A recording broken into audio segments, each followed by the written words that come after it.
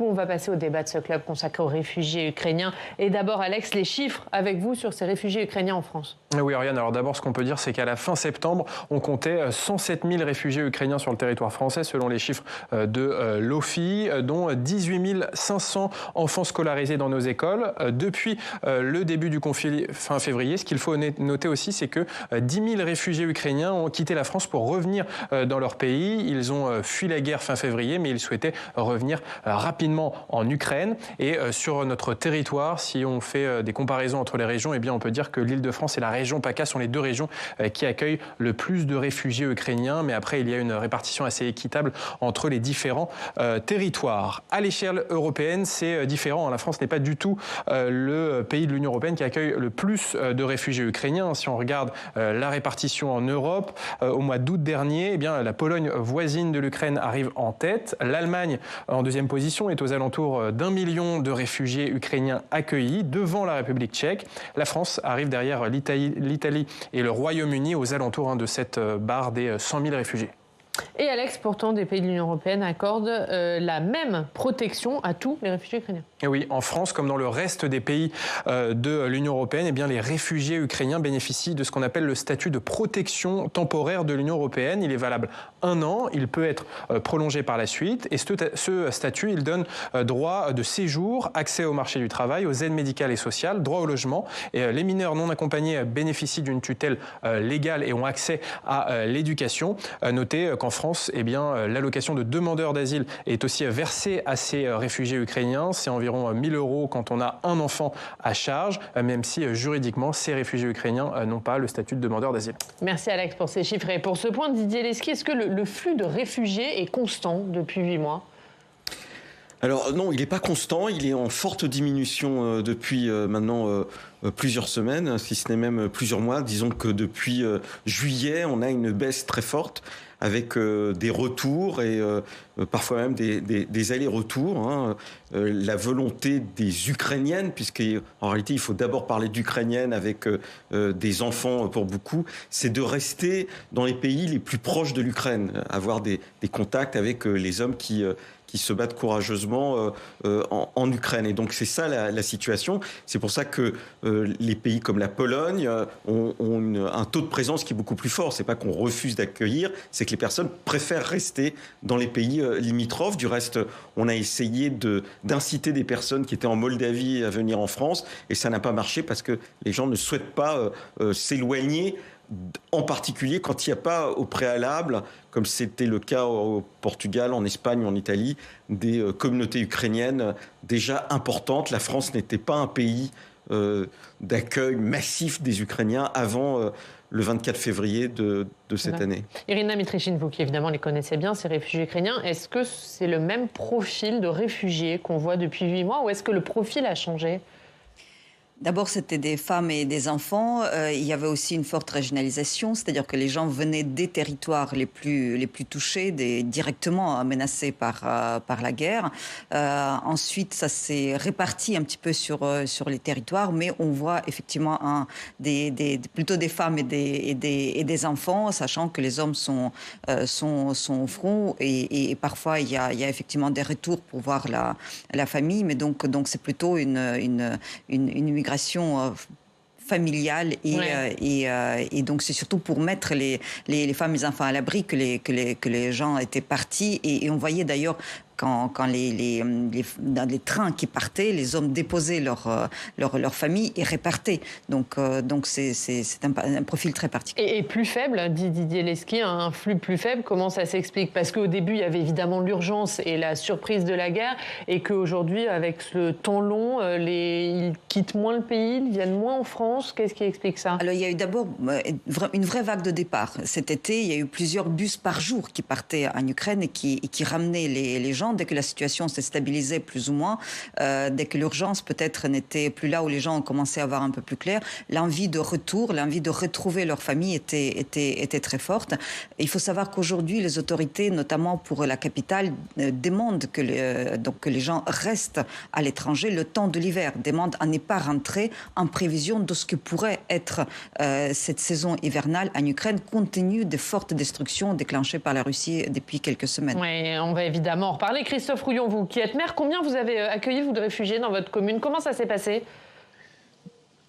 On a accueilli 30 réfugiés, 15 familles qui ont été logées dans un bâtiment du parc social de Coulennes qui était voué à la destruction dans le cadre d'une opération de rénovation urbaine.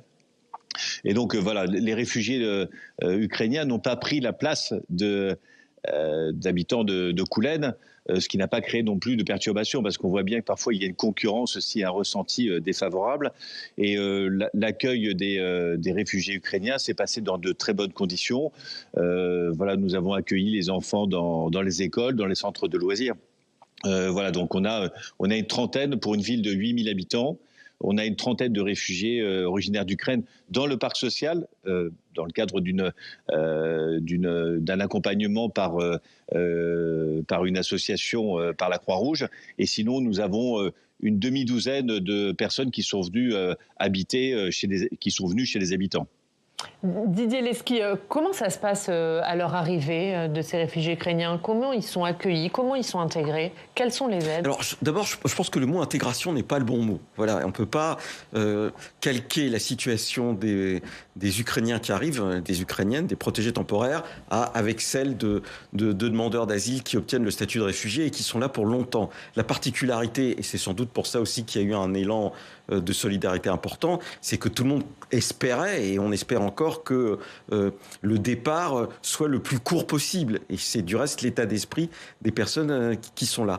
Une partie a été accueillie chez des particuliers, une autre dans des opérations comme celle qui vient d'être décrite avec des associations qui sont subventionnées par l'État pour suivre ces personnes et des collectivités publiques qui ont mis à disposition des locaux. On sait quel est le pourcentage? Les particuliers ont pris une grande part dans l'accueil de ces réfugiés? Alors un peu moins de 50%, aux alentours de 40% chez des particuliers, et puis le reste c'est vraiment l'aide publique, si vous voulez. On va voir l'illustration de ce que vous dites justement et de cette volonté évidemment de ces réfugiés ukrainiens de revenir le plus tôt possible chez eux, puisque en avril dernier, Jérôme Rabier avait suivi l'accueil de réfugiés ukrainiens dans une petite commune de l'Isère, Mince. Il y est retourné il y a quelques jours pour voir où en est la situation. On regarde son reportage.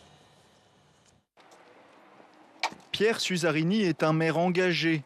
Élu en 2020 à Mince, dans l'Isère, il s'était tout de suite mobilisé en faveur des réfugiés ukrainiens lorsque la guerre a éclaté, il y a 8 mois. Nous l'avions suivi en avril dernier. Chez lui, il accueillait une famille de réfugiés ukrainiens. S'il n'y a pas un élan de solidarité à ce moment-là, je ne sais pas quand il pourra y avoir. Il avait aussi organisé un convoi pour rapatrier une trentaine d'Ukrainiens en Isère et mobiliser tous les leviers disponibles, comme la transformation de cet ancien local du Trésor public en logement pour les réfugiés. 6 mois après notre venue, nous avons souhaité voir où en était la mobilisation dans cette commune rurale de 1400 habitants. La dernière fois, on était en train de l'aménager et de le meubler en instance d'accueillir une famille. Donc cette famille est là, une famille avec 2 parents, 2 enfants. Les enfants sont scolarisés, il y a une fille qui est au collège et un fils qui est à l'école primaire. Et du coup, on a signé un bail de mise à disposition jusqu'à la fin de l'année scolaire pour avoir une petite lisibilité sur le moyen terme. Désormais, il n'y a plus de nouvelles arrivées sur la commune. Et une fois passé l'urgence de l'hébergement et de la scolarité des enfants, il a fallu préparer la suite. Et maintenant, on est plus dans une phase d'installation sur le long terme. Et il a fallu penser notamment à leur trouver un petit peu de travail parce qu'il leur fallait effectivement des revenus. Et là encore, la collectivité s'est déployée autant que possible. Bon, là, c'est les vacances, ça se voit pas bien, mais l'école a été un employeur important de quelques personnes ukrainiennes. Il y a quelques mois déjà, Pierre Suzarini regrettait que les communes rurales ne soient pas davantage associées à l'accueil massif des réfugiés ukrainiens en France. Et si à Mince, la solidarité locale a fonctionné à plein, le maire espère tirer des leçons de cette expérience. Et les structures d'accueil de tout réfugié sont quand même centralisées sur l'agglomération, avec des conditions d'hébergement qui sont un peu tendues et autres, et les ressources extérieures ne sont pas utilisées. Donc là, pour moi, il pourrait y avoir une vraie réflexion et un vrai partenariat. Mais Pierre Suzarini est aussi conscient que les territoires ruraux sont parfois seulement des lieux de passage. La famille Andreev, qui l'hébergeait chez lui, a déménagé. Olga, qui avait fait son entrée au collège à Minsk, a dû rejoindre Grenoble pour son passage au lycée. C'est accompagnée de son père qu'elle nous montre son nouvel établissement. C'est mon lycée. Là, c'est la partie déjà terminée et là, c'est la partie en construction. Donc voilà ma nouvelle école. La famille est hébergée dans un logement de fonction inoccupé. Encore un nouveau départ dans une nouvelle ville pour Olga et sa famille. Un séjour à durée indéterminée qui laisse leur vie en suspens. Oui, nous essayons de construire une nouvelle vie. Mais c'est difficile quand on sait ce qui se passe en Ukraine. Et donc c'est vraiment dur. En attendant, Olga et sa famille poursuivent leur intégration tout en gardant leur cœur au pays. Comme un symbole, Olga suit l'école en simultané en France et en Ukraine. À cause de la guerre, nous avons des cours en ligne à Kiev. Donc j'apprends ici et en plus à distance. Donc parfois c'est un peu compliqué de jongler entre les leçons que j'ai ici et les leçons que j'ai en ukrainien avec mon lycée à Kiev. Comme des milliers de réfugiés ukrainiens, la famille Andreev espère retourner au plus vite au pays.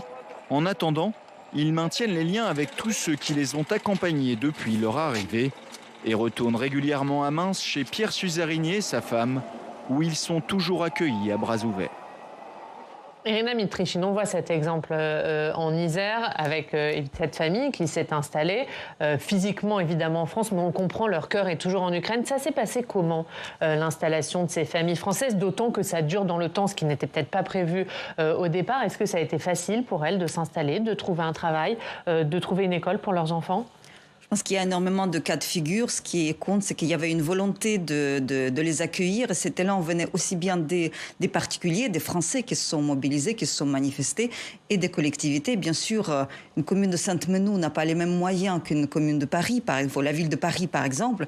Mais ce qui compte, c'est qu'il y a eu cette volonté commune et surtout ce sentiment d'être concerné par l'arrivée de ces réfugiés et par cette guerre qui a été déclenchée en Ukraine.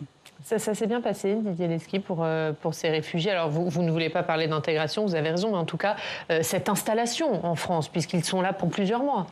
Ça s'est bien passé. D'abord, il y a eu un moment très important de mobilisation, puisqu'on a eu jusqu'à 2000 arrivées par jour. Donc, il a fallu organiser ça avec des points d'entrée très précis. Je pense à Provence-Alpes-Côte d'Azur à partir de Nice, et bien évidemment à partir de Paris, avec les arrivées par train. Donc, il y a une très forte mobilisation des services de l'État et qui a permis cet accueil, puisqu'il fallait à chaque fois enregistrer les personnes pour justement leur permettre de toucher l'allocation qui était prévue pour les protégés temporaires. Et c'est pour ça, par exemple, que l'installation immédiate en zone rurale était plus compliquée, puisqu'il faut quand même qu'on aille voir les personnes, et les agents de l'Office français de l'immigration ont fait des convois, si j'ose dire, dans différents départements pour aller au plus près des personnes, leur remettre la carte d'allocataire. En ce qui concerne les enfants, la scolarisation, elle est obligatoire en France, quelle que soit la situation administrative des parents.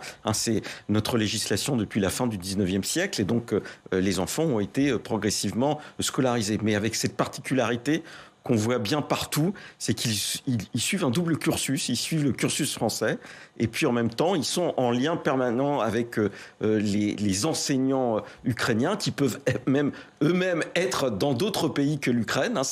C'est une organisation assez sophistiquée, et c'est pour ça qu'on demande aux établissements d'aménager le temps scolaire de ces enfants pour leur permettre justement de suivre les deux cursus, parce que la volonté des autorités ukrainiennes, c'est qu'ils gardent un lien.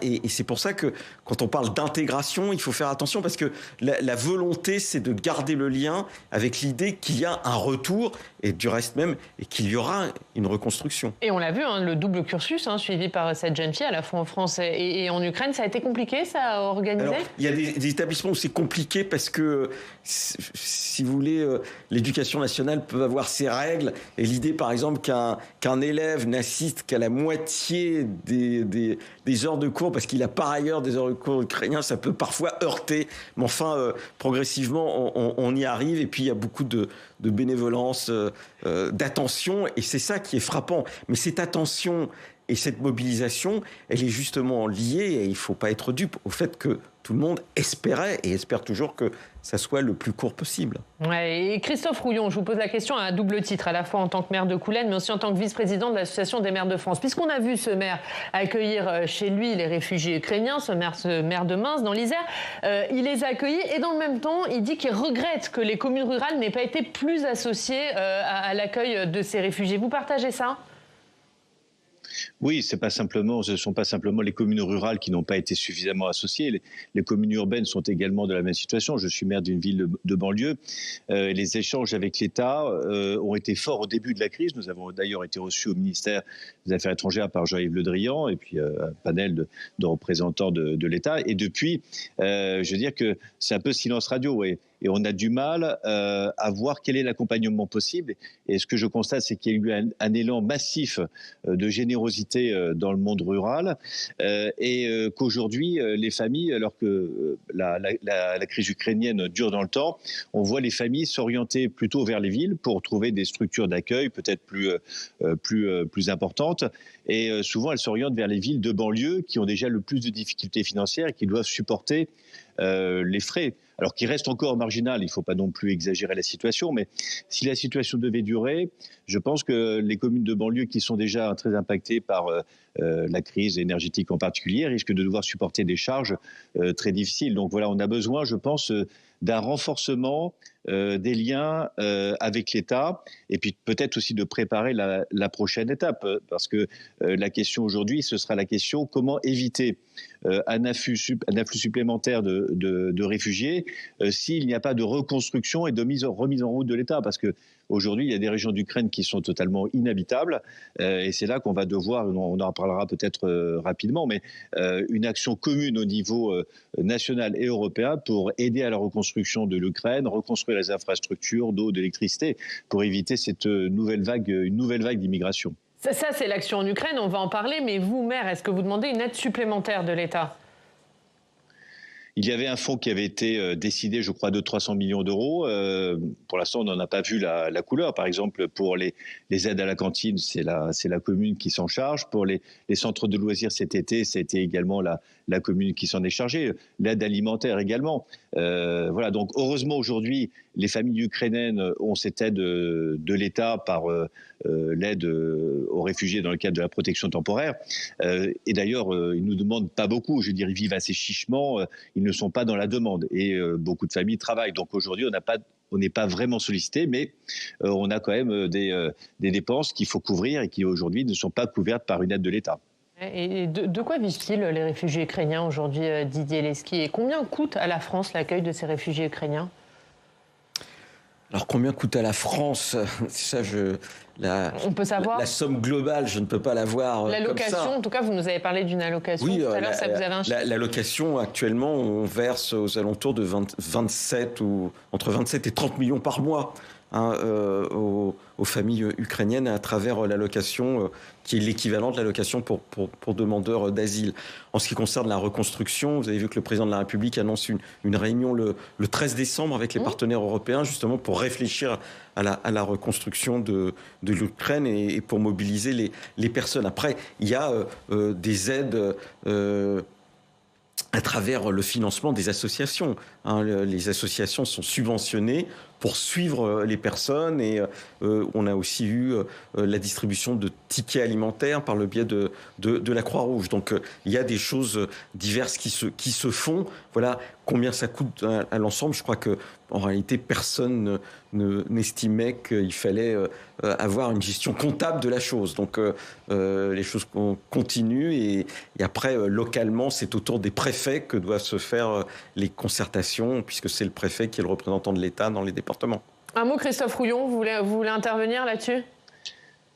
Oui, je pense qu'il ne faut pas avoir une vision comptable parce qu'il faut quand même savoir que les Ukrainiens se battent pour nous et on met en sécurité les familles pour permettre aux soldats de combattre, je dirais, peut-être l'esprit plus libre. Donc voilà, je pense qu'il ne faut pas avoir cette vision comptable. Je dirais aussi qu'il est nécessaire de préparer la conférence des donateurs du mois de décembre sur la reconstruction et aussi de pouvoir mobiliser les fonds européens puisque 9 milliards d'euros avaient été annoncés au niveau européen et c'est là aussi où l'aide peut-être mobiliser, en particulier au Comité européen des régions, nous allons mettre une plateforme pour la reconstruction de l'Ukraine et l'aide pour les collectivités territoriales. Et c'est aussi à ce niveau européen, à mon sens, qu'il faut mobiliser ces fonds et peut-être aussi réfléchir à un endettement commun de l'Union européenne pour faire face à la reconstruction de l'Ukraine qui est estimée à 800 milliards d'euros, je crois. Sur cette question de la reconstruction, où on en est maintenant déjà avant de parler de reconstruction, Irina Mitrichine, parce que je ne sais pas si c'est vraiment encore le temps de parler de reconstruction. Il y a de nouvelles frappes russes, il y a des coupures d'eau, d'électricité en Ukraine. Est-ce que ça veut dire qu'il y aura un nouvel afflux de réfugiés dans les jours à venir ?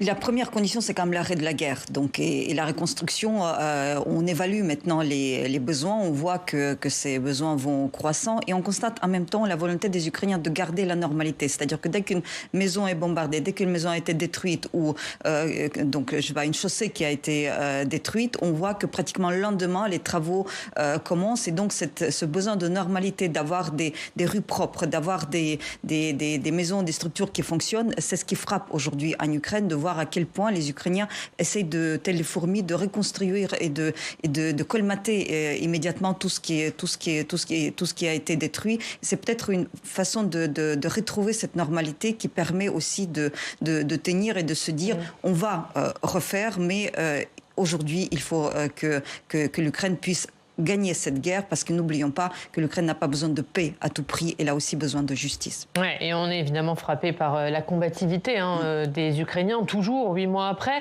Est-ce que vous sentez ce même état d'esprit dans l'opinion publique française ? Est-ce que pour vous, l'opinion publique française soutient toujours autant les Ukrainiens et les réfugiés ukrainiens ? Selon les sondages, le maintien ne s'est pas effondré. Il s'est peut-être un petit peu effrité, mais de manière marginale.